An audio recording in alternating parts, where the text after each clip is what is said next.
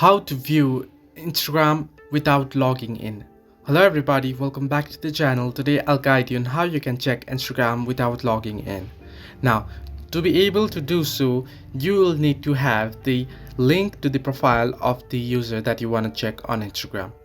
Now, if you open up the app and if you head over to certain profile, now I'll just head into my profile here, and then you'll get the option to share profile, and through it you can copy link.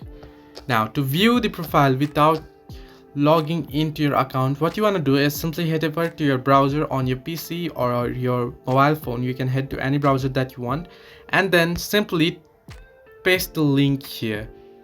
Now once you paste it, simply head to go, and here you'll be able to see the profile without actually logging in. You can see that it will ask me to sign in, but I'll just tap it on cancel, and you can see I haven't logged in, but I can see the profile right here. You can open up the picture, and then you can see the comments. You can check Instagram profile this way. So this way you can check Instagram without logging in. Hope this helped you. Do like and subscribe, and do not forget to leave a comment down below if you have any further issues.